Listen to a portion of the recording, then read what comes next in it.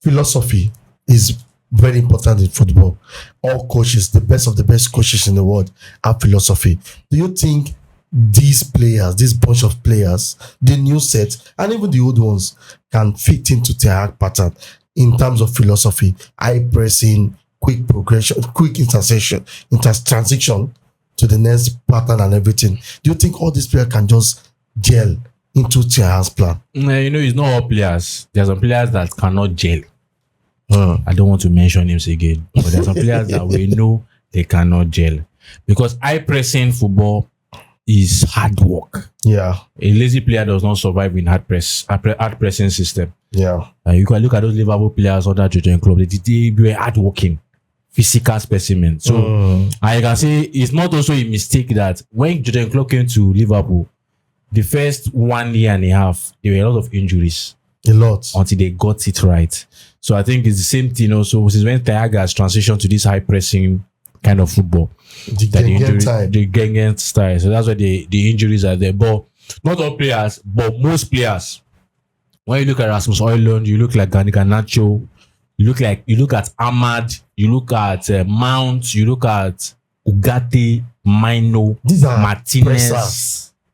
Mazarawi, Delete, Yuru. You understand? These are present. Sure, these are guys that can survive in that system. Yeah, exactly. Yeah, so but there are also some players that cannot survive. Okay. Some of them have left, but some of them are still remaining. This will not take me to the next one, really. Do you think that this high pressing formation or game plan will bring great reward in the later on? I think it will bring great reward because one thing about football is that your opponent will always lose the ball. Yeah. So the high pressing system is just a system that you dictate where you want the opponent to lose the ball, and then you hit them on the counter press. So Ten Hag, as most managers that play the high pressing, they want the opposition to lose the ball in their own half. That's the opposition's half. They want to win the ball as high as possible. Yeah. The closer they win the ball to the goal, the better for them to score. So as a Ralph Ragnick game will say, it's a 5-second rule that after you win the ball back from the opposition, in 5 seconds you must have scored back. So it's a very, very exciting game. It's just that pressing is one thing, scoring is another thing. As I've said, Man United are beginning to understand the pressing, but now it's the scoring. And once they get that scoring, forget it. Because there are some games they lose. There are some games Man United lose. You just do that. If it's that they could just score goals. Yeah. It's not as if the other team was better. It's just that they could not score goals. So I think you just need to find that scoring ability, really. Okay, Afele, consistency. Can this squad bring in, with this high pressing game model, can they bring in consistency in results and in ability? Can they bring in consistency? Because that's my own concern now. Because when the club started this again high pressing game model, it took him years, if not 4 or 5 years, for him to get a balance. Can we have consistency this season, or we have to wait for another 4 years? We can. I believe anything that has to do with consistency also has to do with commitment. Yeah, that's true. If you are committed, there's definitely that's how the word works. I don't believe that the consistency will be there.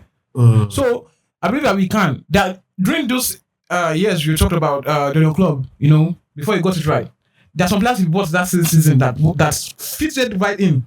Yeah. Instantly into that system. Yeah. So if these players, it's not about Ten Hag now. It's this commitment issue is not about Ten Hag. Like Ten Hag has 20% out of it. The players have 80% because they're going on the pitch. Yes. If you're going on the pitch, no matter what Ten Hag tells you, if you are not committed, bro, you're just wasting your time. So it's the players. We want to do this. We want to play for the club. We want to win these games. During Fergie's time, you see the zeal in the players. You see it in them. Not that it's just Fergie has his own, motivation, his own, the even the big name, the boss, the everything. But you see it among these players that we want to win this game. Exactly. We want to win matches. We want to be consistent. So it's about the players. You can't tell me that you don't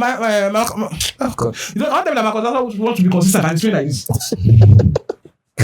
this. No, now you from a player's stance, you see if he is committed or not. You know what's funny?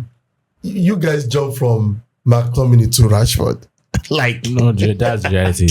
The reality is that if Rashford has left Manchester United, there is no player. I'm not the kind of fan that we attack players.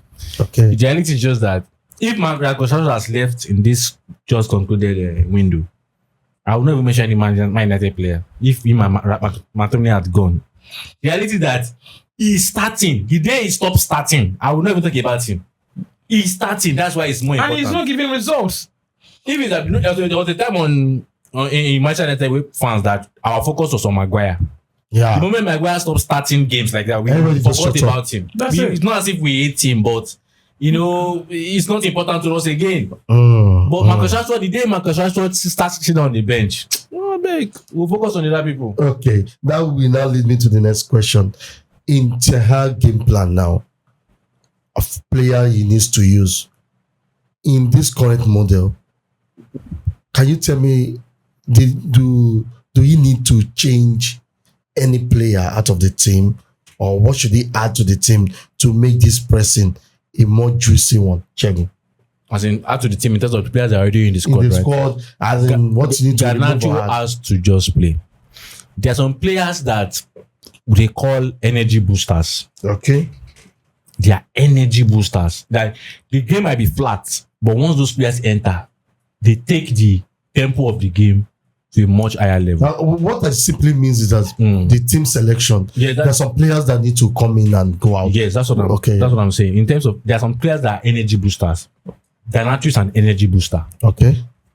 When Garnacho is in the team, when Garnacho comes in on the bench, even before he comes in, when the fans are already saying Viva Garnacho, there's already that tempo. When he comes in, he's not a player that will come in like Rashford come in, hold the ball, keep the tempo of the game, now pass back. No, Garnacho comes in and try to run at the right back. There's that tempo. So other players will look at it and say, wow, I need to pick up the tempo. So, and when you are playing high pressing pattern, you need players that can maintain that high tempo. See Liverpool. No, I need Liverpool as an example.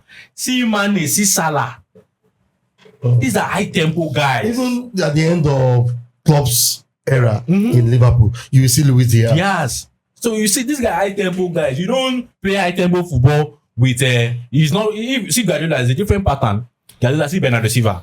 The profile of Bernardo Silva, very Foden. They are not players to speed up games like that. They are players to pass it around and find a way. Yeah. So Rashford is not Rashford before. If it was Rashford of before, he will fit in that pattern. But Rashford now, Rashford can even take a defender 1v1 now and run to the byline. Run. Let the defender suffer. Every right back that faces Marcus Rashford is having a match of his life. It's almost the man of the match because it's not taxing the players. So I think so people like Mount, these are the players that are fitted for the system. It's just that Mount doesn't need to stay injury free. They are fitted for it. They are high intensity players.